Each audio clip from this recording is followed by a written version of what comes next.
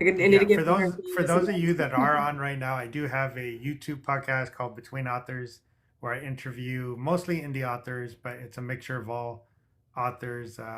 Basically, trying to get everybody's work out there because it's a biggest struggle for all of us is eyes on our product.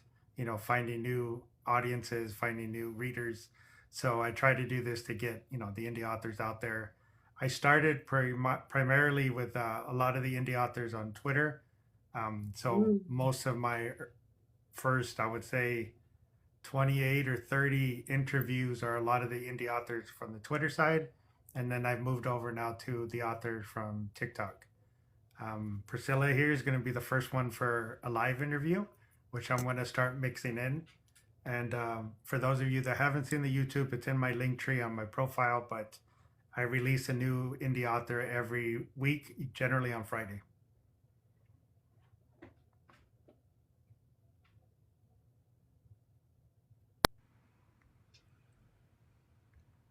Sorry, I had No a worries. kid kid and the window was open, so I wanted to minimize some noise. Yeah, no worries at all. For those that are on, if you haven't read my book, I put the little photo on there, but it's on sale on my TikTok shop. I have it for $10, and right now you actually get a $10 coupon. So essentially, it's free if you want to pick it up.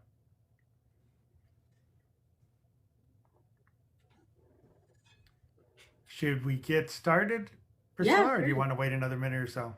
It is totally up to you. Um,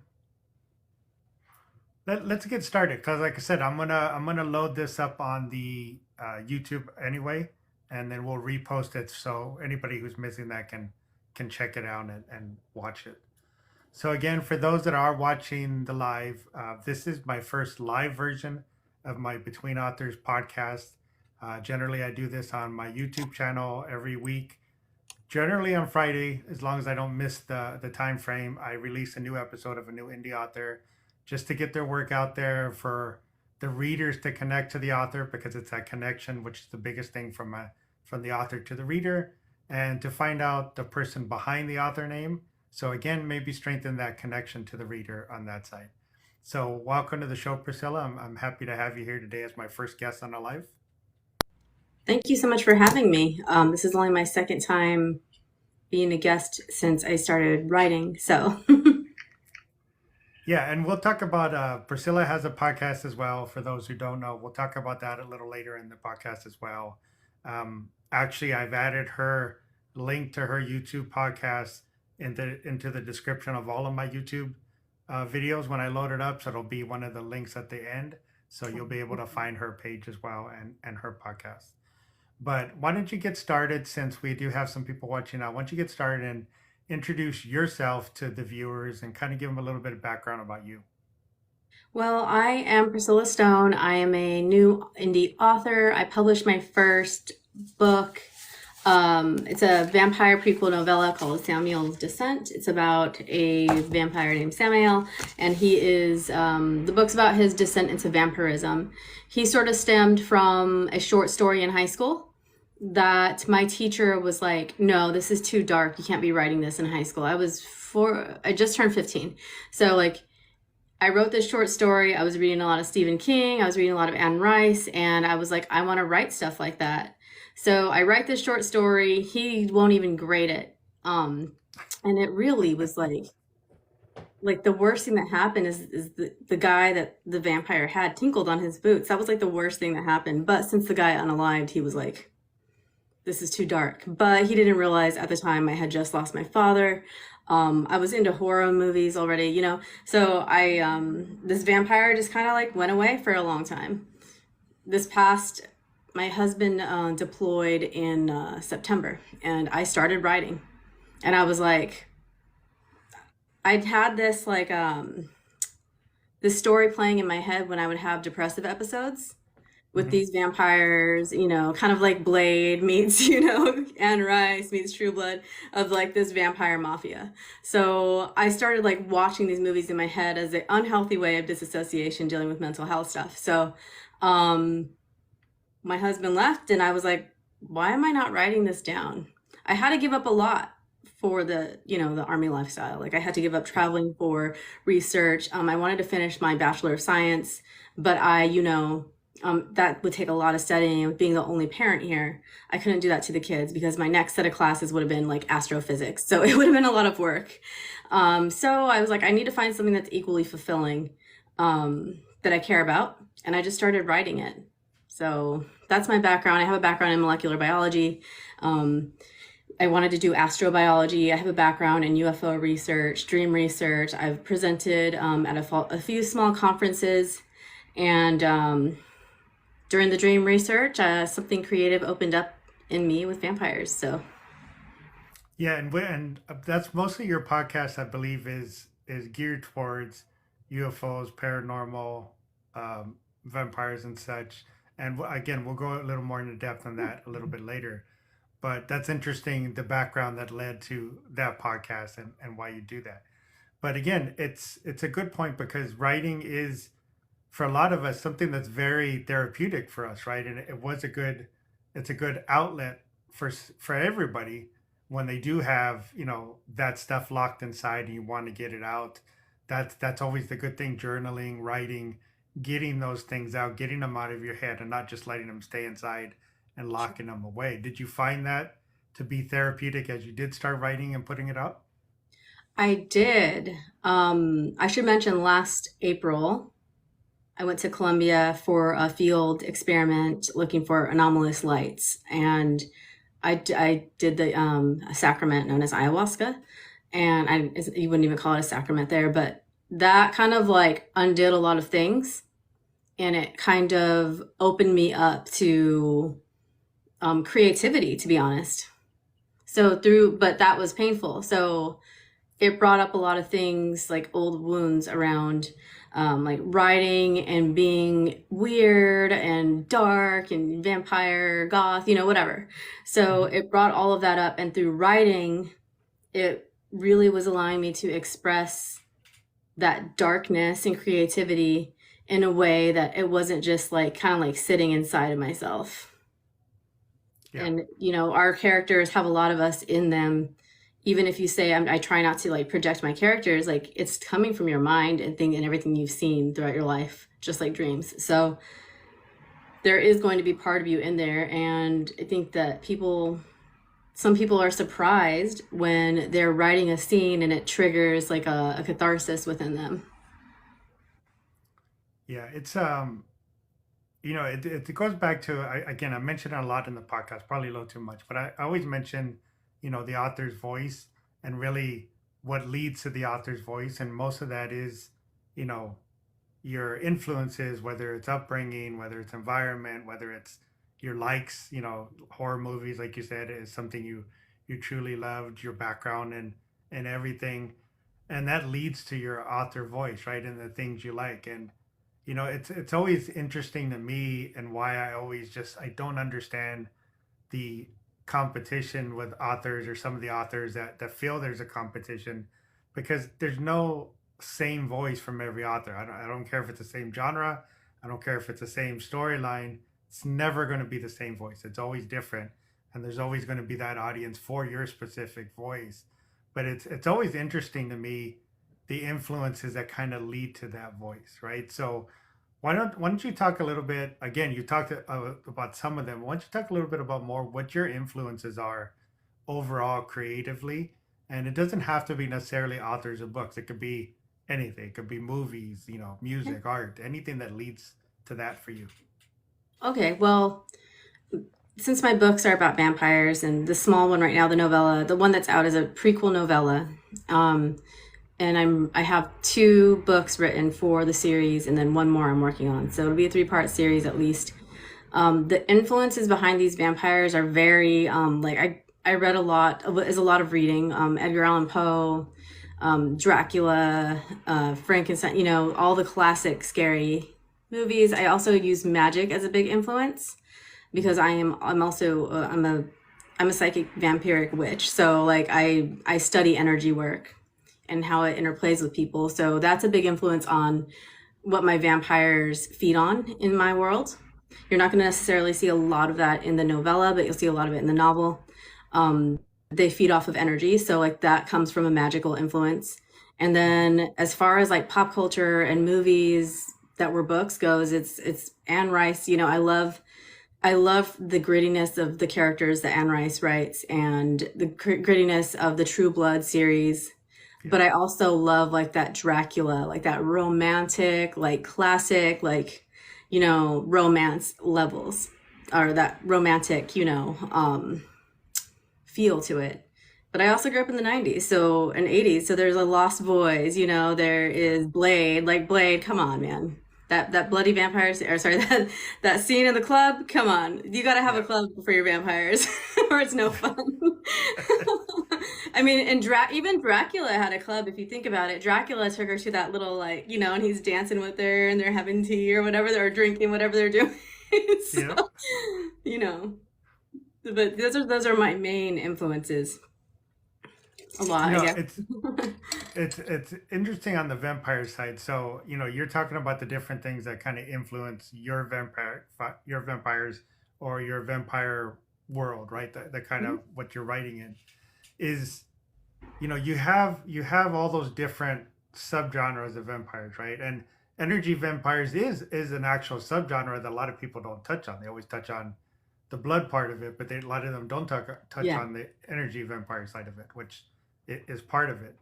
But you know, it's interesting talking about the romantic. You know, I always like to call them the vampire gigolo because they're always going out seducing everybody. But Yeah. you know, the vampire, when you go back, I guess, into the original story, was a monster like all the other ones. Do you touch on more that primal aggressive part of the vampires Mhm. as well, and give them, you know, all those different avenues of what a vampire is? Oh, absolutely. So it depends on their age too. So like the older the vampire is, the more he has it together. So we've got like our oldest vampire that's in the book, and I didn't get character artwork different done for him. You know what I mean? Because I'm gonna do that for the next book. Yeah. But so like he's actually a fallen angel, and when he falls, he like basically is like being human is not fun. So he gets turned into a vampire. And then there's like this whole like lineage of vampires that are like the original vampires. So they only get primal and unruly when they're feeding. And that goes right into the novel and the novella, especially because we have our new vampire, Samael, that got turned against his will, and his maker abandoned him. So he is all primal when he meets these older vampires. He's like, he can't stop himself, so he becomes a serial unaliver in the novella. And the other vampires, like in this world, are like, we just became public about being real to humans. So like this guy is scaring everybody. We need to rein him in and teach him to not be a, you know, a red icky sticky beast that just goes in like, you know, taking everything he wants because he's making everybody afraid. So the primal stuff happens when they feed. Okay. Before they feed, like if they're hangry, they start to they start to get primal because there's a scene in the novel where the FMC or the female main character is like, why is he like sometimes so aggressive and other times so romantic? And she starts noticing like, oh, it's like before, obviously during, and after a feed, he's not romantic. He is an alpha hole dummy, you know, bossy guy that I don't like to be around. He's grumpy. So so the primal aspect of it goes there, and they are aggressive when they are in that state. Like they will do horrible things, and the older the vampire is, the more they're able to control that primal state, but to an extent. Like if they're pushed, they just go full like crazy. That's good. I mean, I appreciate that. That was the one thing that always I love all monsters, right? And the one thing I always kind of was like, it really started leaning way too much to the more, you know, the when he I can see. glamour you and the more seductive Yeah. side, and it kind of really went away from what they originally were. So I always appreciate when you at least have that aspected and kind of remember they are going to tear you apart and eat you Yeah. maybe at one point, even Yeah. though they want to take you out and wine and dine you and dance for a little bit. Yeah. And Or generally at the end, you know, your dinner at the end of yep, it. exactly. And that's the thing, like they they do get like kind of like a snarly face in my stories, and they also and I don't talk about it a lot in the novella, but in the novel that is getting edited right now, um, there's a part where she sees him. They have like this whole like dinner and banter thing, and he's like, "Well, let's hope you never see me like that," and then she does, and it scares her because she's like, wow, like I knew about vampires. I've been around fae, I've been around werewolves, I've been around all these things, but I've never been around a vampire, even though I know they're there. Like this is the first time she's seen a vampire feeding and in that primal state and basically stripped of any humanity that might be left in them. So she takes off running, and this could go one of two ways, right? With hunters or predators. Hmm. If you run, sometimes it gets them more excited, and that ends up that's what happens.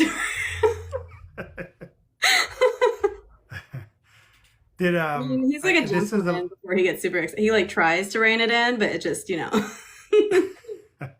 mean, they're both this hot. is a little off topic, but have you seen Blood Red Sky, the movie, the I one, the wonder. vampire in the plane? I haven't. It's actually, for those who haven't seen it, it's actually a great little movie. I saw it on Netflix, probably still Oh, on there, but let me it's be one sure. of the ones that took the vampire to the very primal, aggressive side, and it's just a fun little movie. It's kind Mhm. of like in the Blade type of thing with action Okay. and some comedy and stuff, but it was a great take to just take it back to that aggression, Yeah. which I loved. I just actually thought it was a lot of fun, that movie. If you haven't checked it out, you should watch it. It's a lot of fun on that side. Yeah, for sure. I'll check it out. Yeah, he Yeah. also. So yeah. Oh, she mentioned the Blade movies with the vamp clubs. Yeah, that's one of the ones I Yeah. said. I talk fast sometimes, but yeah, that was like I remember seeing Blade and being like, vampires go to the club? Like Well, I remember the one quote that always cracked me up, where the one guy, and I don't remember the character name, but he says, "We're vampire gods. We're naughty vampire gods." Right, and that's essentially I what it love was. That it. was the club. They did whatever they want. That was Yeah. their spot, and Mhm. the dummies that got in there that didn't know were basically their entertainment and basically their food that evening. But yeah, that quote always cracked me up every time I think about it. Yeah, yeah, that's a good one. If you guys haven't seen Blade, like it's Yeah. gonna be 90s cheesy, but you're gonna want to see it. It's I mean, If basically you're into like any horror, vampires. yeah, basically like any horror movie, it's a ton of fun, right? So Yep, even when the exactly. movies are bad, they're just a lot of fun Oh and my gosh, so just the 80s enjoyable. and 90s were like supreme with that. Like all 80s and 90s horror flicks were just over the top. Scream, Lost Boys, Yeah. all those, all of the Freddy Krueger movies, um, Yep. Deadpool's and Blade 3. I don't know that I got to Blade 3. Dude, we even had what's his name being a vampire, Gerard Butler for a movie. Remember that Yeah, one? I remember that one. Dracula 9000 or whatever it Yeah. was. Yeah, I 2000 or mean, something when like I that. saw Yeah. Gerard Butler as a vampire, I was like, "You're going on my influence board for this guy," like because I mean, this Gerard Butler is a vampire, so I don't think I need to say anymore. Yeah, the guy Ryan Reynolds is in Blade 3. There's like they play like mercenaries or That's right, vampire hunters or something. Yeah. Ryan Reynolds. I'm I like him as Deadpool, but I don't need to see him as a vampire anymore. Yeah, I don't think he turns in that one. I think he gets killed, unfortunately. I'm not a Ryan Reynolds fan, so So let's talk about the books. Again, I don't want you to share too much about the stuff coming out. The novella is out now, correct? It's Novella's available out now. now. You can get it. It is free for email list because I'm really trying to. That's the whole reason I wrote the novella because I had my novel and one of my great friends, Fiona Devine. She's another amazing. She writes paranormal romance with like maybe like 2 to 3 chili peppers of spice in it. Some good spice, appropriate spice for the way she writes. And she's like, you should give away a book in your email to get people to sign up. And so I was like, crap, like this is my book though. And she's like, no, don't give away your baby. Write a novella and go from there. And I was like, well, I kind of wanted to get to know this character more. Like I met him in high school. He's been around, but I need to get to know him why is he such an alpha hole in the novel? Because in the novel, you're just like, ugh, you're hot, but like, stop it. Like, you're disgusting. Like, you're just like a rich a-hole. You're pushy, you're grabby. I mean, like everything we love in a vampire, but like on a human level, we're just like tone it down, but he can't. So why couldn't he do it? So that's why I wrote Samuel's Descent. And it just to show like he was dark and twisty to begin with, and then when he got turned into a vampire, he did some things that he should not have, that he regretted, and he got even more dark and twisty. So this is like his journey of you know, turning into a vampire. My vampires are not like overnight vampires. It's kind of like Blade, where it takes a while to infect and to take over your body. So like there's the big event, right? The unaliving, the first unaliving that takes them to that level where they only can survive with the vampire crimson liquid life force, whatever you want to call it, inside them. So this is like that descent into vampirism, and it's not pretty for him or anybody around him. So he meets these other two vampires in a city called Royal City, and it's like kind of like Las Vegas.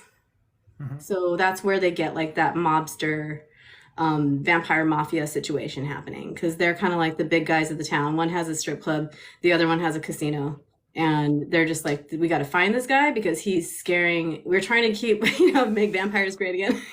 We're trying to keep them respectable. Like we're classy guys. We've been around longer than any of these mofos in this country, and we need, we have money, we have the class, we have the power, but we have to be at their level. They have to respect us, and we have to earn their trust. And then we've got Samael, who's like abandoned baby vampire, just like, eating strippers and ladies of the night. So it ended up being an erotic horror novella, is what people are telling me. So there's a lot more romance in the novels, because that is dark romance. There's a lot of that. There's a lot of like schminky schmink play in there, because one of the vampires is like likes to spank girls. He likes to be spicy and dominant.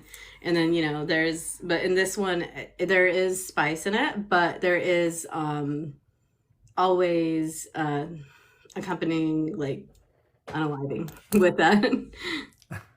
Well, he lets one of them stay alive, but The talking about the main character being kind of like an abandoned on his own, learning as he goes and not doing it very well, but if you don't have the mentor that takes you to that, that's a lot of times what happens. Is that because of kind of like the Lost Boys influence, where they were basically on their own and did whatever they want because they didn't have one? He was letting them do whatever they want. He didn't have anybody say, hey, take it easy. It's not that big of a town. We're going to run out of food here. For sure. And that's him. He is very much like a mixture of Michael and Dwayne from the Lost Boys. That dark-haired vampire just did it for me since I opened my baby eyes. Like, I swear, like, he was like he corrupted me.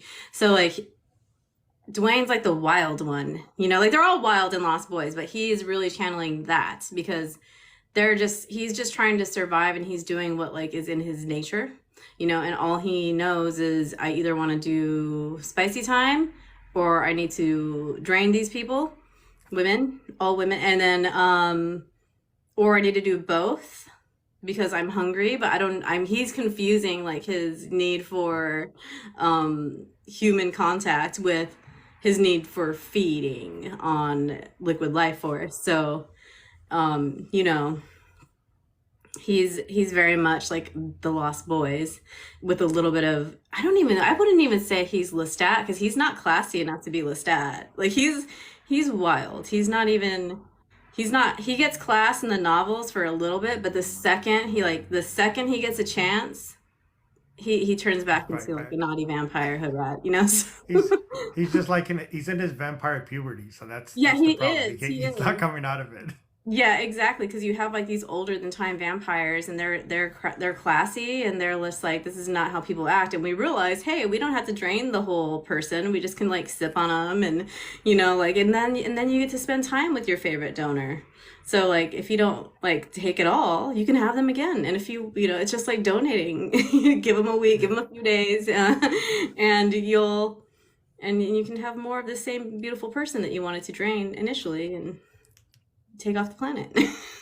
Yeah, so it's so I guess he would be, again, not exactly, but he would be similar to like the Kirsten Dunst character because she was young. She was Yes, she just did have the feeding basically tube. almost like Farrell. She went after just everything and ate it. Yep, exactly, exactly. And I do love Lestat too, guys. Lestat is like he's got a little Lestat insanity, but I feel like Gabriel, when Gabriel, like the old vampire, like when he gets wild, he's kind of like that Lestat, like classy but crazy. So this one is like I don't even know. He's just unhinged, but I love him. Unhinged is good. That Unhinged works. like boyfriends. um, so for this whole thing, you built kind of a world for your On storyline, right? accident. Yep. So, and I always like asking this question for everybody that does do that, whether it's fantasy, sci-fi, or anything. Do you feel after this story, right? You're saying it's going to be a trilogy, 3 books worth, and I know that's always kind of written in pencil because you never really know Yeah. when you write it. Sometimes you may Mhm. do it, but if that is finished for that trilogy and done, do you feel like you're going to use that world for other stuff? So rather than having to rebuild a world again, you do other storylines in that world, kind of Yeah. like Star Wars or Marvel. Yeah, sure. So I have another 3-part series planned for after when all of this is said and done. And then in between the releases of the novels, I'll have vampire origin stories basically. So the next one will be like a female vampire that's in this book that a lot of people just loved. They're like, why did you do that to her? And why was she, first of all, why was she mean and evil? And then why did you do that to her? So, like, I'm going to give her origin story in a novella in between book releases. But after all the vampire series is done, I'm going to keep that world. And I have a total, like, fun idea for like Desperate Housewives meets True Blood with witches. So like they're gonna be, it's gonna be 3 witches, like suburban, like just like Stepford wife types, right? But they're witches, so they do these like unruly, horrible things like Desperate Housewives, and but they have magic. So I I'm gonna keep that world because in that world, vampires and werewolves and fae exist. The fae are uppity, of course, because we're gonna keep that going. They're like sky castles and wherever they're fancy. So I don't know that. I mean, one could be a sugar daddy potentially, but not for the housewives. They're already married, so they have these like marriages, and they are pulling, you know, naughty housewife stuff with like one of the landscapers is gonna be a werewolf, and hey, like what would you do if you had a so they're gonna get into like a lot of like shenanigans because the housewives are like witches and then there's just all these like vampires and werewolves hanging around. I So mean, it's gonna be I kind I of do that's gonna be fun. I do love the elevator pitch for that, the combination of those storylines. And I I mean, I can picture it. I can picture it in my head like the old '80s sitcom opening for that storyline. um, so you talked a little bit about where the initial story came from, which was an original short story you wrote in school, and kind of why you went into that. And you even talked about some of the influence in terms of horror and the stuff you like on that side. You know, um, do you feel and I ask this question because a lot of times most of the stuff we write are multiple genres, right? You have the yeah. primary genre, but there's just a lot of stuff Oh, that sure. goes into the story. Do you ever feel like at some point you're gonna maybe come out of your comfort zone and write something that's not your usual genre, or do you feel like you have a lot of material or stuff that you really want to go through in this area? And when I say area, it's a mixture of the erotic horror, the dark romance, dark fantasy, all Yeah. those things kind of combined. Yeah, I think it's gonna stay dark romance for the most part, and I think it's always gonna be paranormal, like urban paranormal or modern paranormal, I think. Because even the Gargoyle novella I want to write is still very modern, very influenced by like the East Coast buildings and stuff like that. So I don't think like I tried to write a really sweet tentacle romance for. I don't know if you guys are fans of tentacle spice, but there's an anthology called my big fat tentacle anthology, and it's 10 different authors, and we all wrote short stories. Well, I decided to write a sci-fi one because I am a sci-fi girl, and my podcast had a lot of UFOs and experiencers, and we talked about a lot of like aliens. So I decided to write mine as a sci-fi, and it was getting too cute. Like, this alien guy was so damn cute to her, and he was like by the fire with her, and he's sweet, and he's giving her tentacle hugs. We'll just say that. And I was just like, I can't do it. Like, I can't. So I don't think I'll ever move to happily ever after. I think that I'll stay in the paranormal world. Yeah. I don't see myself writing anything else, because even in high school I'd written a vampire novella.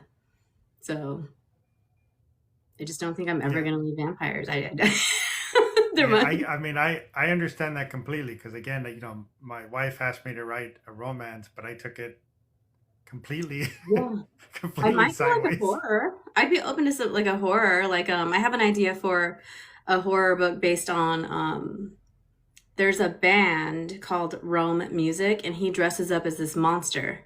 And it's going to be hard to write it without spice because he's a very spicy monster. But I was jogging one day and I laid on this bench, and like some guy ran up and like tapped my knee. And I don't know if he was just like trying to wake me. I don't know what he was doing. I was like, oh my gosh, it's like just us. Like, what if he dragged me into the woods? And then I was like, what if he did drag you into the woods?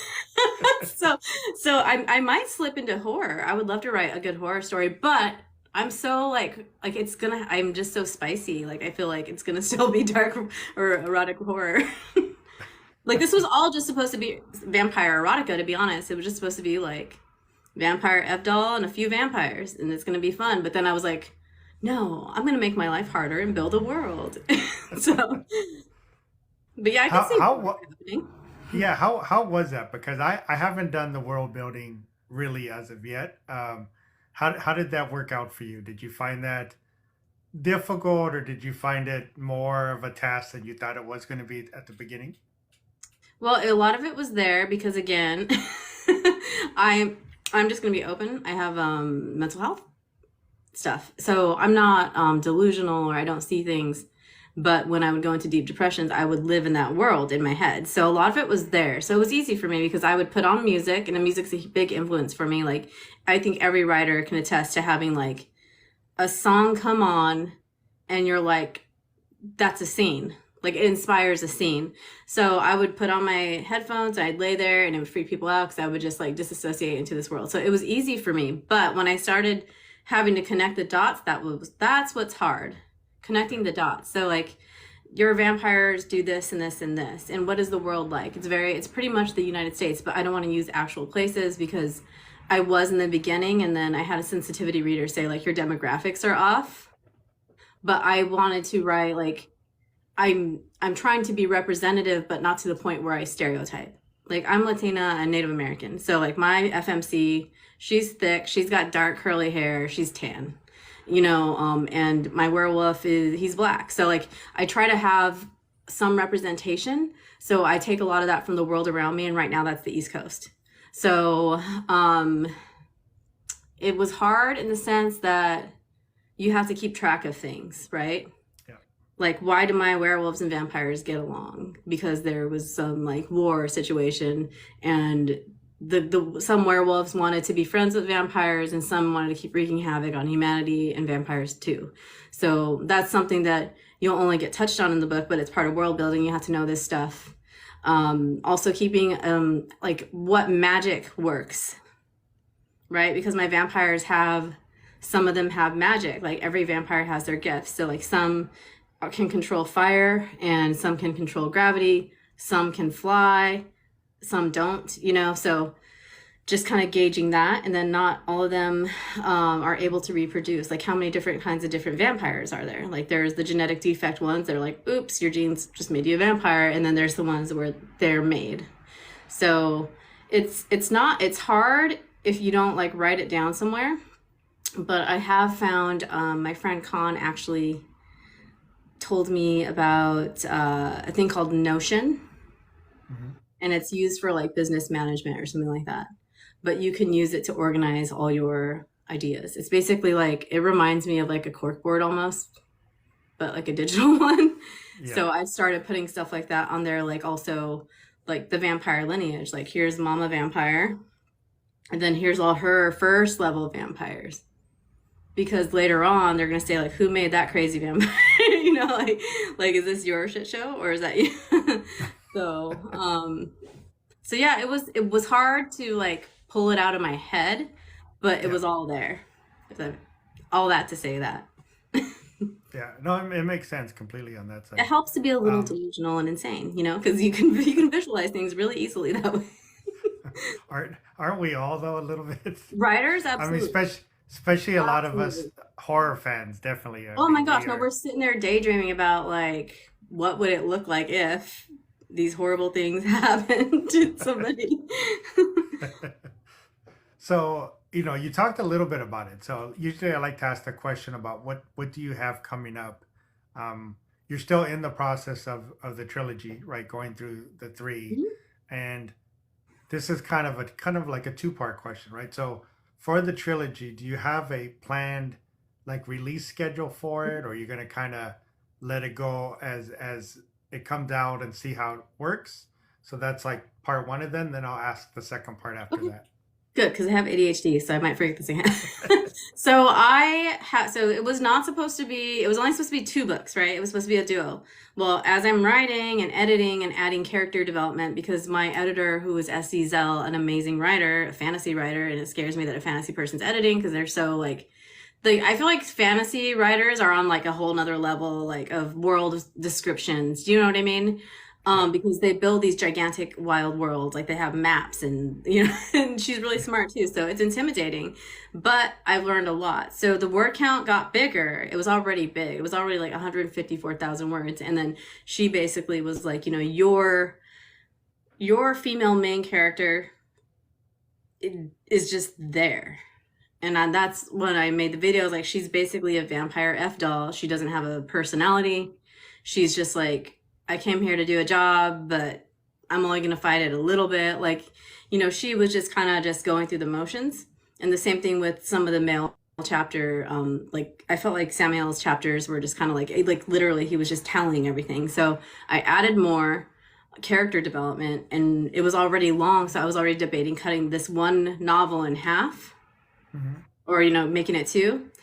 And then now that I'm editing and adding character development, I'm like, I'm really going to have to make it two novels. So it should be, the first book will be out at the end of summer Okay. this year. And then I'll do a rapid release. That way people don't get mad at me. You know, all 10 people that want to read them. So because it's not like going to be a cliffhanger. I don't know if people are like, oh, it's a spoiler. Like I wanted a cliffhanger. Like I like that. I like to be tortured. So, but the book will break peacefully, and then a month later you'll get all the drama. That's the thing with world building, right? Like the first book can't just like there's drama in the first book, but like it can't be all the drama. There's got to Yeah. be like I feel like the middle book has to be the most hot mess wildness of it all, Yeah. and It's then a lot of setup usually in the first one to try to get everything out there, and then you can just yeah. let it go. Exactly. So it'll be a rapid release. So hopefully, I would like actually. So the second half of the book takes place in October. Ideally, it'll be released at the beginning of October because the second half of the book has like basically it spans 4 weeks, Hmm. and at the end of each, so like since he's a club owner, mafia dude, like he has these themed events every week leading up to Samhain, which is Halloween, and that's when like the big drama happens. But then that will be leading into the next book. Okay. So I think the Um, first one hopefully in the summer, and then the second one in October. So that'll be a month or two, and then the other one probably like the beginning of next year or end of this year. okay. Maybe by Christmas, and then you can do like a Christmas pack of all three books and kind of, That would be fun. sell it at the same time. Hmm. And I also would like to see Christmas in. So like the series is called Crimson Quarter Chronicles. Kind of a shout out to Vampira with like the Crimson Chronicles. But the comic book, I'm a nerd. So so like I kind of want to see Christmas in this world because again with the witchy influence it'll be more of like a Yule situation. So I'm envisioning like New York big tree, but not so much like Christmas, more like a celebration of like the magic around this time, the turning of the seasons. I mean like I have to have vampires kissing when in snowfall, right? So like it's got to be a winter setting, and that just makes sense because if like October is book two, it's just nobody cares about Thanksgiving, like not the indigenous people anyway. So like the last part will be like Christmas and a New Year. Oh my God, New Year's vampires kisses? Are you kidding me? Are you kidding me? There you go. You could go back to the Vampire Club and have him kiss in the Vampire Club. Absolutely. Everything's rooftop vampire kisses, please sign me up. Even if I don't make it. So the second part of that question was, so again, you have that trilogy, maybe out all three by the end of the year, possibly beginning of the year. That's done, right? And you talked a little bit about some other stuff you wanted to write in the world. And again, I don't want you to give any more than you're comfortable with, but what is kind of like that next storyline or that next project that you do want to work on? So that would be the housewives one. So it's just going to Okay. be if you saw the oh my God, what is the Nicole Kidman movie? Why is it leaving my brain? Practical Stepford Wives. Magic. Practical Oh, Magic. Like that I one. want like a cozy town setting that is boring and suburban and everybody's wife is as they should be or husband, depending, on the living situation. But yeah, I want that boring setting, but I need all the drama like to be underneath. Like you've got one housewife casting spells on some guy that she has a crush on even though she's married. Like it's going to be scandalous. But the guy that she's casting the spell on, maybe he's the fake sugar daddy or maybe he's the werewolf landscaper.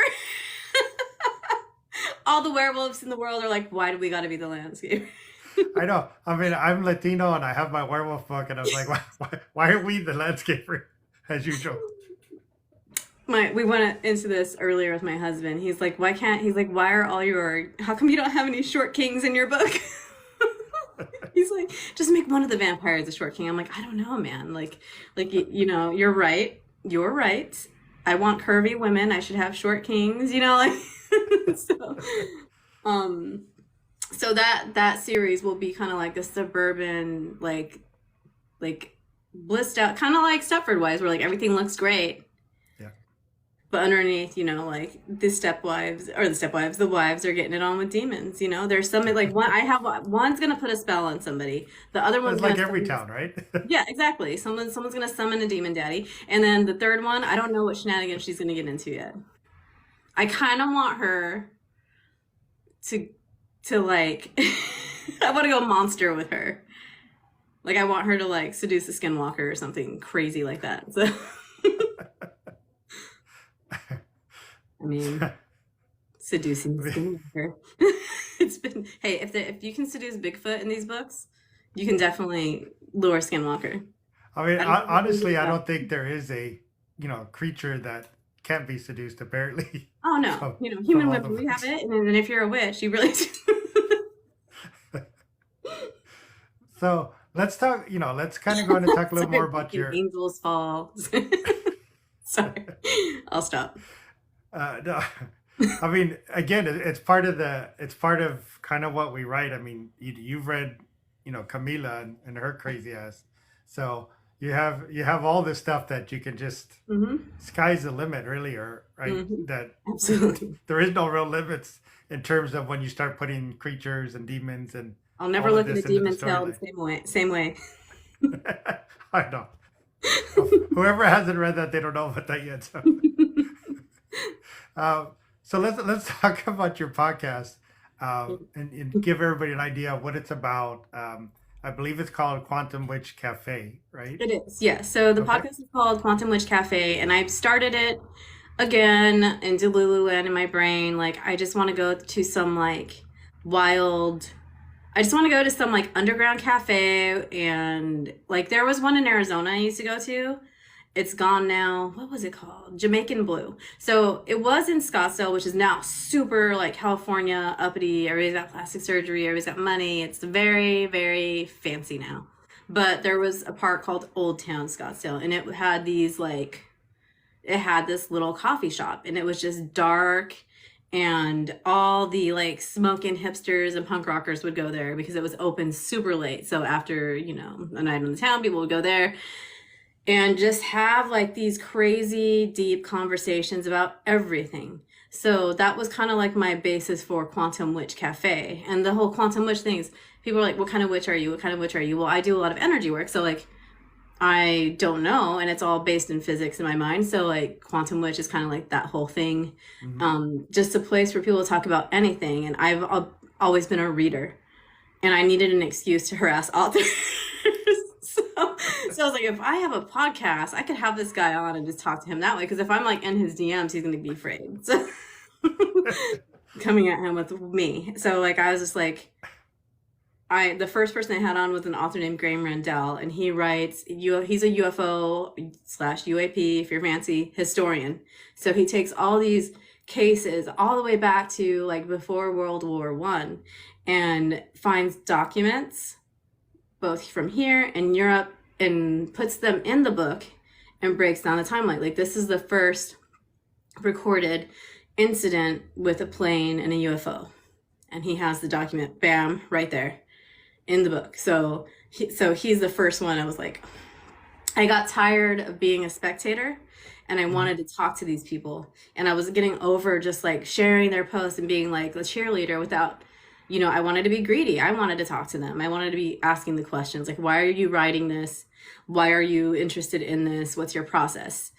So it started with that, with the UFOs. And then it went to, well, now I can harass occult people, occult historians. So I want to know. So I had some, you know, occult historians on. And one named Mitch Horowitz wrote a ton of books. Like, he was on my wish list for so long to have him on the show. And then I had witches, like, you know, like these voodoo priestesses and different types of witchcraft. Crowley, a guy that's, you know, wrote a book about Crowley and his type of magic. So it went from there. And then now I'm like, it's just about books. Like, it's just about books. I can have anybody on that I want. So I had some paranormal people. I had some conspiracy people. And my first fiction person I interviewed was kind of like a sci-fi fiction, because the guy that wrote it, he writes very like scholarly books about this thing called the extraterrestrial model, which is basically aliens are us from the future. And he's a professor at an esteemed university, as many of them are. And he wrote a book, and I was like, I finally have 1,000 followers. I'm going to ask him to come on again. Because the first time he's like, oh, I can't, you know, I'm like, he's saying that because my channel is small. My channel is still small. But, you know, I asked him again. He said, sure. So he wrote a sci-fi book about it's about the second coming, or it's about Project Blue Book. So but what it is like all this stuff is happening in the world, and the aliens are coming down to help us. But there's some spice in it. So, so he's every time I've seen this guy speak, he's like in a coat, he's like professional. He comes on with his glass of scotch talking about cosmic rooster, and like in his book, like the aliens are, you know, interacting with the humans in spicy ways. So that was my first nonfiction author. And then I was like, well, that's fun. So then I basically opened it up. Like, if you write a book and you want to come on, then come on. So so I started getting a bigger diversity of authors on. And then paranormal investigators, just because I really want to do that, but I can't do it with kids. I don't have any friends to do it with. So I just started like basically hounding paranormal investigators. Come talk about your work. Come talk about your work, you know? So I started having paranormal investigators on. And then this year is when I was finally like, I think Sean Amick was the first one that was like, oh, you come on my podcast when you're ready with your book, because he does author podcasts as well. So then I was like, Sean, do you want to come on mine? You could be my first dark fantasy author, because I hadn't had a fantasy author on, and he did. So he started it all, and then since then you've seen I've had a lot of different types of authors, including Yeah. another author about UFOs, and just I'm pretty open to everything. I do want to kind of keep it like I want to keep it with horror, thrillers, and dark romance for now, and then all the occulty and weird like fringe topics as well. I don't think that I would have like like I don't really like other genres too much, so I wouldn't really do the author's service because I would not have time to read the book. So I'm keeping it in like the dark and twisty genres for now. Okay. So yeah, Yeah, I mean, I know we talked about me appearing on your podcast later on in the year, and yeah, sure. since you're Team Camila, maybe we'll Oh do it my and we'll talk gosh. about that book.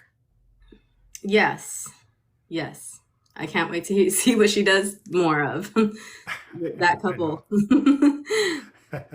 um, interesting. I didn't know you were Latina or partially Latina. So again, talking about paranormal, talking about horror and stuff like that. Do you ever feel at some point you may go into more of the Latino, the Latinx style stories like La Llorona or any of Oh, those type of stories? Do you ever feel you may, kind of venture into that side of it? I would love to write something about La Llorona. Like I have a problem though. Like I have, I'm in an interesting predicament. So I'm Native American and I'm Mexican. So like but my family didn't teach me Spanish. I didn't grow up in the culture, right? So I have like an imposter syndrome because there'd be Latina girls that would not like me because I didn't have an accent and I didn't look like, I didn't know Spanish. So they'd be like, you're trying to be white. So I get that side kind of traumatized me a little bit because they were mad about it. And then and even some of my cousins were mad about it because they grew up in different areas of Arizona. So there's that. And then I'm just completely displaced from my Native American origins. I'm enough, like I have a card, like I am Native American. My dad's side's Native American, but I'm not immersed in that culture. So I'm kind of afraid to write about that. And it puts me like in a weird space, Yeah. and also like fear of backlash. Like there was an author that wrote about a specific ethnicity and got a lot of backlash about it. So I want to dive into like I would love to do more of the spooky side stuff because there's a lot of cool stuff that I mean, you think about the whole Dia de los Muertos, like so much could happen there, Yep. right? But Yep. I feel like somebody might call me out and say like, "Well, you're not actually in the culture, even though that's your lineage and your genes." So I just make shit up about vampires because vampires are not going to be mad. But I did put a warning in the novel. This is not representative of actual vampire culture, so just in case. It's interesting because I'm kind of in the same boat. My family, I think, is 4 or 5 generations back, born in California. On my grandfather on my maternal side, his great grand uncle or so was the actual one that took the missionaries to each mission from Mexico through Oh, California. wow. So we've been here forever, and the problem was is they all spoke fluent Spanish, but they never used it at home, right? Yep. So even when they talked to their brothers and sisters at home, everything was in English. So they never used it at home. I took it all through school, got straight A's. Can I do anything? No. I mean, a lot of times I can understand it. So if I'm watching something, reading Spanish, Mhm. watching something, I understand what they're saying, but sometimes it doesn't come out. Yeah. I try to break it out, it doesn't come out. So I understand what you're talking about at that point because that is similar to what I have is that I don't have that full. It's there, but I don't have that Yeah. full background that goes with it. I did, however, write a La Llorona short story. I'll send it to you separately so you can Yeah. read it because I'm saving that later for like a short story collection that when I Yeah. do like a Yeah. horror collection. But I'll send that to you so you can check that out. But the other reason I brought it up is because one of the things, the reason I do all this, the podcast and everything is because the more I started, meeting you guys, all the indie authors, and seeing how talented everybody was, how amazing everybody was, I wanted to really share everybody's work, right?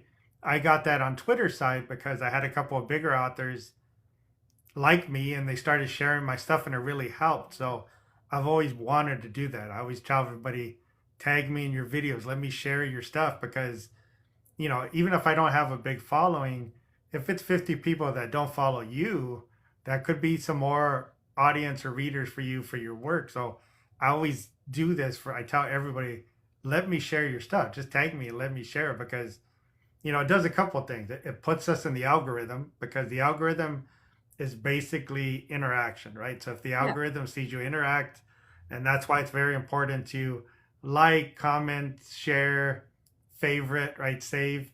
All those things tells the algorithm these people mean something, in quotes, Mhm. but it pushes you up in the for you pages where you start people seeing you that don't naturally don't follow you and wouldn't see you. And I want to always do that for every indie author. I want to get everybody out there and just share like crazy. I have no problem, if I get 50 tags and I just sit there sharing like crazy Yep. because that it helps all of us, right? It helps each other do that. But one of the things we did do with another author, Bonita, that's on TikTok here with us, is her and I started a thing called Latinx Indie Author Alliance, and Mhm. it's basically for us to share other Latinx authors and even book talk accounts again to pick us up in the algorithm, right? Because you Yeah. don't get picked up in the algorithm, and it's just something I always did say is, just like everybody's. I go through and I see something, I try liking it, I try just reposting it Yeah. because it helps everybody, right? It helps everybody get out there Hmm. because what's the biggest struggle for all of us is eyes, right? Getting eyes Yeah. on our product. So that's why I always like to do this. And, I'll talk to you later on the Latinx thing, but it's something we really like to do to just share everybody's work. And I want to do that for everybody, not Yeah. just Latinx authors, just everybody, get Yeah. everybody's For indie sure. authors stuff Yeah. out there. So we have eyes. Yeah, I had an author on last night. Her name is Alexia Onyx, and she's really big on representation for mental illnesses, LGBTQ, and plus size FMCs, and main characters in general. So like that, I'm definitely feeling the calling for more representation as far as especially female characters. Like growing up, they were all, like 6 feet tall models with like green eyes, like and blonde hair. And I was like, I just couldn't identify with them. So I am trying to bring a lot of that. Like, I, I'm gonna be like, I'm gonna write what I know about as far as that goes. So there are some, clearly like Latina or mixed women inside my novels and my novella because I didn't see the representation for myself reading. And that's And important, right? To yeah, see yeah. representation out there. Yeah, like everybody loved a character named Nikki in Samuel's Descent, the novella, because she's like basically this vampire invites all these women over to feed on them, and she gets out of the pool and she's just curvy and like long, thick hair, and she's just not afraid of this vampire. She reminds me of somebody I knew in Arizona actually. And so people just loved her because she was different. She was not like cookie cutter, like, Western standard everything. So I'm really trying to break through that in the novels too. Yes, we've got some Emerald Eyes 6'4" dudes, but like, I make it a point to say like the vampire is not what you see in movies.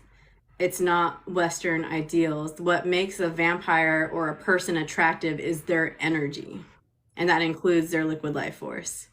So I wanted it to be more inclusive for different body types. One of my vampires, he's bisexual. He'll do anything. Honestly, he's pan. But like, so I'm trying because I am also like I'm pan. So like I wanted that representation too, and also being a woman, like why do I have to pick one vampire boyfriend? Why can't I have more than one? So we see a lot of that. Was it reverse harem stuff? But Uh-huh. I'm really trying to bring like some like diversity as far as I feel comfortable bringing it in to my books because it's important to me. Like I want to read a book, that has a lot of different body shapes and people in it. Hi Raven. Thank you. Give me 1 second, Priscilla, because Sure. it thought I guess we weren't on or something. You wanted me to do the Mm, little puzzle. Um, yeah, I mean it's a good point because representation is big, right? You don't see a lot of times yourself anywhere, right? And that's why I was joking with why does my werewolf and the Latino have to be the the gardener in your story? But it's a good point because I purposely, my zombie book's not out there, but I purposely made two of the main characters in there Latino, yeah. because I wanted to have that in there. And of course, crazy ass Camila is Spanish, right? So, and Yeah. you can't. She's a whole nother level of crazy. But Everything. that whole thing, I wanted it to kind of take place over there and have somewhat of that background in the storyline. Yeah. That's also like a very romantic setting, like is it like Spain and Europe, you know what I mean? So Yeah. that's perfect. Like I like that feeling because what is that movie From Dusk Till Dawn? Did you see that a Hmm. long time ago? Yep. It gives me that like, it's in Mexico. So like they have, the fight scenes can be cooler because the buildings are cooler. It's not like you're not gonna be like I slammed him through the stucco of my suburban Yeah. house. I mean Well, maybe for my next series, but Dust to Dawn is Selma, right? And Selma's yeah. kind Oh of my my God. idea for Camila. She okay, that makes a lot of sense. But I try not when I do the images. I try not to do that because that's going to be way too, you know. Yeah, yeah. Yeah, She is the best. Like Selma Hayek was the best female vampire I've ever seen, especially in that scene. yeah, yeah. It's and again, it's a good point you made with the mental health, mental awareness, right? Do you find yourself at some point maybe going more into that, or maybe talking a little bit more about that? And the reason I ask you this is because there's too many things that are unspoken or unsaid, right? If anybody ever goes to my YouTube thing and look at some of the earlier ones, I had one author on who her mother dealt with severe mental things, and Mhm. her story is just it's pretty bad about what the mother put her and her siblings through, and stuff that her mother did was just she was never diagnosed because this was back like in the I think 40s or 50s, and they didn't even realize Yeah. that she Hmm. was partially bipolar, schizophrenic, had a lot of mixture of the big ones, and her story is just brutal. But I interviewed her, and she wanted to get that out because, again, it goes unspoken, right? A lot of people have people they know Yeah. themselves deal with it, but nobody talks about it, right? Right. I did another thing with another friend of mine on the interview where she was paralyzed. She got in an accident, was paralyzed, and again, it's something nobody really talks about. It's Right. there. You may know somebody or may not, but you're aware of it. But it's never talked about, right? And that's kind of what got me into my writing journey. Was but the first thing I wrote was my children's book, which was dedicated to the memory of my daughter, Oh. because my wife and I struggled through fertility for years, and we did all the different things, all the different treatments, the IVFs, all the expensive Mhm. stuff, and you know, it didn't work for us. We lost her during she didn't make it to term, So sad. so we did that at thank you. We did that as a memory to her, and it also was a way for me to tell stories of my grandparents who are the most important to me, right? Oh. And the storyline is really me telling bedtime stories of my grandparents the way I would have, and that's my children's book series. But we is it easy to talk about? No. Is it still No. hurt? Sure, but you have to get it out there because there's too many people that have the same experiences and they just hold it in, right? And Don't when do you it. talk Yeah. about something like that, they don't understand that a lot of people, couples, they start pulling away a little bit where you start not going to birthday parties or Mhm. baptisms or you know um, baby showers, things like that, Yeah. because it's difficult, right? It's Oh, very, very sure. Yeah. difficult. Yeah. And then the other side of it is when when you meet somebody, they always say, "Oh, do you have kids? When are you going to have kids?" Why, I know. which is there's no harm meant in it, but for No. somebody that goes through that, it's not easy. It's Yeah. very difficult to go through that.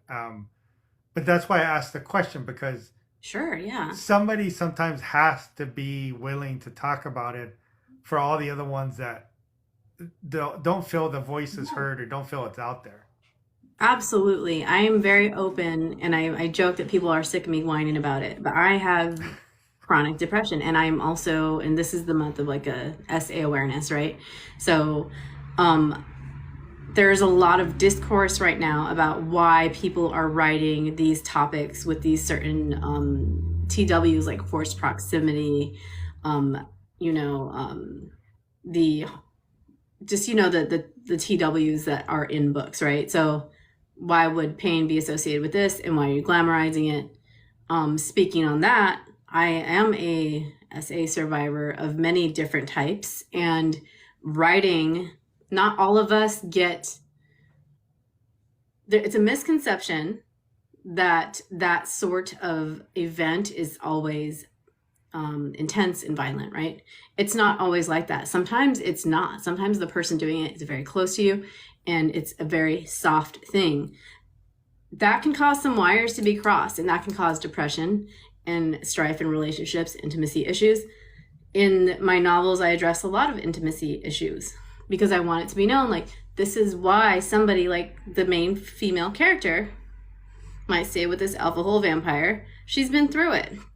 And because these crosswires happen to people that go through stuff, whether it be mental illness, SA, whatever, like that's why they have to have this mingling of what people would consider pleasure and pain.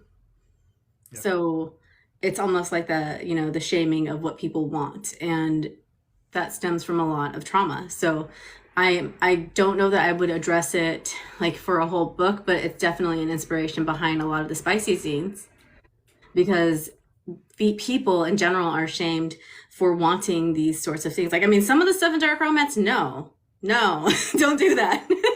But like, a little paddle here and there, like people shame that, and not everybody has matured in that area of their life the way you have, and some of us do have these mental afflictions that make us want things a little differently, and there's nothing wrong with that. So I'm a big proponent of like the people that have shame and depression around being interested in taboo topics because they have a place in the world as well. I'll be the first to tell you, like, if I disappear out, if I ghost people for a while, like I have 3 snippets I'm supposed to write for Human Voices Only. And I had to message everybody and say, oh, I had a dark and depressive stage. So I stopped writing and anything I've been posting has been pre-recorded because when I have a good day, I'll record 9 things. Right. So, it's hard to tell people that, Yep. but it is what it is. And the same thing goes for taboo romance or dark romance themes or even horror. Like that's somebody's way of processing something. Yep. And it helps other people too. It goes back to representation, right? Because there are people that do appreciate it, do like it, do want to read it, and it goes back to representation. For them, what their likes, what their desires Mm-hmm. are, and again, not again, both of our stories, we have the unaliving, right? Because Mm-hmm. Camila is a demon, so she's not really care about No. the people that are there. Yours is a vampire, so you're not condoning that, but again, it's part of the storyline. But they do. There's some people that do want to read the extreme, right? And again, it's not. It always goes back to they were talking about violent comics and violent games. It's going to lead doesn't necessarily do that, right? Some people just enjoy the action and stuff with it. Does it do it for some? Yeah, but they may have already had the that opening for some kind of trigger to lead them that way. It's not necessarily your program once you watch this that's going to take it that way. Yeah. But it really goes back to representation and being able to give everybody something they're looking to read. They're get because what is most of any kind of art form, whether it's movies, music, reading, writing, it's somewhat of a getaway, right? It's somewhat of that escape from reality. And for most of us, we're not reading this and saying, okay, I'm going to go find me a demon or vampire. You just it's an outlet, right? It's an outlet. Most idiots. Yeah. It's an outlet that you kind of read. You're kind of just reading to escape, just like you're watching a movie or something like that. But Exactly. yeah, it's really back to just representation.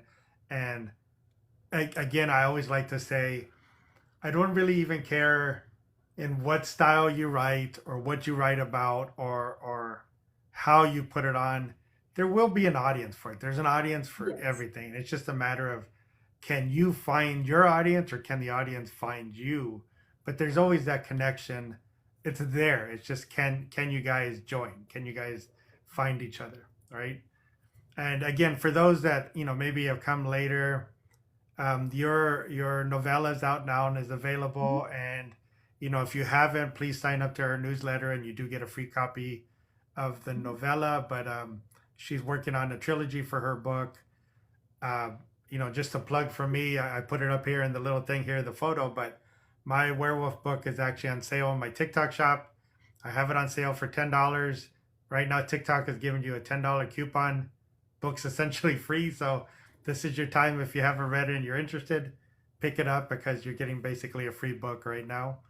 Um, and again, I will be loading this to my YouTube channel and then reposting the link for anybody that's missed portions of this or wasn't able to join. You can actually watch this at a later date.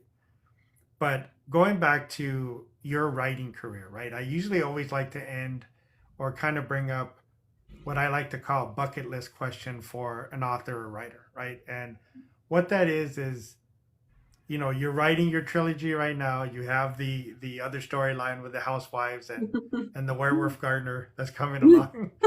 I'll but make him a lawyer. I'll make him a lawyer. but once you get through those, my Ooh, question no, is maybe always like the it. neighbor lawyer, and she could like steal him from his wife. People don't like that, but I'll put a TW. Cheating in the book. Maybe he was disbarred and he's waiting for his appeal, so he's Listen, you gardening think in the I'm just a meantime. werewolf landscaper, but I'm a Latino king. That's right. But but my question usually is, after you've done kind of what you're working on and the stories that you've thought about that you really want to get through, is there something you want to do? And that's why I call it like a bucket list. Something Mm, you want to make sure in your writing career that you accomplish or that you attempt, right? And yeah. you can take that any direction. Some authors have talked about doing a screenplay for their work, that they said, I really want to take it that way. You know, Others have talked about taking it to, different aspects. Like, I want to take my werewolf into a comic because I think that would be That would be super great, cool. just short term action for the Yeah. story or for the world I built. So, for Yeah. you, is there something that you would think would be kind of like a bucket list item for you? Well, I would like to do like a book convention one day, like one of the dark romance or one of the romance book conventions, and get to know people that are just as into vampires as I am, and more specifically, like my vampire books, hopefully. But I really just want. I think my big bucket list thing is to get enough money saved to do like audio books of them, because a lot of people can't physically sit and read. Yeah. So it's back to representation. I know people that are like, I'll buy your book to support you, but I can only do audiobooks because they can't sit still and read, or their attention's not there, or they have like dyslexia. So like that, my bucket list is to have them all on audio one day for people. So Yeah, it's a good point. Something I thought about too, because my challenge is, there's not enough time in the day, right? I work full time. I'm trying to write these. I do these podcasts. Basically the marketing for all of us is almost like a full time thing sure, in yeah, general, and there's just no time of the day left to really sometimes read, which is what we like to do, but you can't yeah. even get to it, I got right? And my TBR cart over here. yeah, It's back so on. and that's the challenge. So sometimes audiobooks help that, because I have a 2 hour commute each way, and that would be perfect for me to just listen since I can't go anywhere, right? I'm stuck in the car Yep. driving. But Yeah. it's a good point. It's something that is a good thing. I think all of us has maybe a goal for a lot of our books is to get it to an audio site as well, right? And it goes back again to why I enjoy these conversations and why I love doing these is because all of us as indie authors, we do this because we love it, right? We None Yeah. of us make enough money to even go buy a meal from McDonald's or Jack in the Box, especially now since California raised the price because of the you know the pay raise that they gave from minimum wage. But you don't make any money, and any money you make is basically you're trying to put it into back to your book for Yeah. editing My or first little covers or Amazon check went to character art. So yeah. So, but that's why I love this so much because we all do this because we love it, right? This is oh, something we absolutely. truly love to do because it's a lot of work. It's a lot of hard work. It's a lot of challenges. It's a lot of stress. It's a lot of, but you do it because you love it. It's something Mhm. that feeds your soul, being able to write and put those stories out there. And that's why I love doing this, is having these conversations, and why these conversations are always so great because what are we doing? We're talking about things we love, things Mhm. we absolutely truly just enjoy. Yeah, I agree with that. Absolutely. We get to be delusional in our own worlds that we build. So. Yeah, I know. So have you ever, just as just a follow-up question for the audiobook, have you ever thought, maybe once you release the books, one of the things you could do is do, everybody always talks about Kickstarter as a Mhm. thing, but Indiegogo is very much the same thing. Okay. And Indiegogo allows you to not hit your goal and still be able to receive the money that people donated for your project, right? Yeah. Kickstarter, if you have a goal and you don't hit it, you get nothing, right? So it's Yeah. 100% or Yeah. all. But Indiegogo might be a good thing because what you could do is offer the book as a reward for certain donations, Yeah, as definitely. I want to make audiobooks of this, and if you donate this, I'll give you a copy of the For book. So it sure. could be a good way for you to get to that side of it as well. Yes, I didn't know about that. Yeah, I'll definitely keep that in mind for when the novel comes out. Because I have a vampire voice. Like I have a vampire voice on my wish list of narrators. So I'm like, you have to do it. I will sell an organ. But I mean, I don't think anybody wants them at this point. It doesn't have to be your But organ, right? if You're you just guys are saying in the market and you know a guy that knows a guy, so, I'm crazy. You're like, I it'll don't be have on the TikTok shop. to. Yep. Buy a kissed and signed copy, and you'll get entered in an organ raffle. But again, anybody who hasn't come on, definitely sign up to Priscilla's newsletter so you get a free copy of her novella that's going to lead you into the trilogy that she's writing right now. That's all roughly planned to maybe fully released by the end of the year, all three, That would be if now. not That's the two of them goal this because I've got year. to have vampires. I'm a mood reader. Like I want to read my October book in October. I want to kiss vampires around Christmas time, like in the snow. So while it's snowing outside. So, but well, I'm going to a warm place. It might not snow, but yeah, I'll have also physicals in my little shop soon. So I did it just to be silly, and then people wanted signed and smooched copies. So I'll have those hopefully this week up, like up in the my little clock shop. So, but if you Okay. want the ebook, it's free. And if you don't want to do any of that, it's on the Zon for 99 cents. And I'm like giving it away. Yeah, yeah, Hyosta, that would be the ideal thing because I do want to read my FMC because it's my baby, and but I would be like I don't want to do other audiobooks, but I want to do my own. But I need a male vampire. Nobody wants to hear me being like, "Hey, babe, let me drain you." Like nobody wants that. So, I could play vampire F doll, but I can't be the vampire male. So, so yes, that's a great question. I would love to do that, but I had to find somebody that's willing to work with a rookie. So again, I want to thank you for doing this, Priscilla. I know we actually had planned originally to do it on the YouTube podcast, and I did want to get you on and interview you. And I thought this was the best way to try this is actually test out my first live doing this. I'm really grateful that you were willing to do this on the live Yeah, version. sure. Lives are fun. I just always Yeah. have to behave.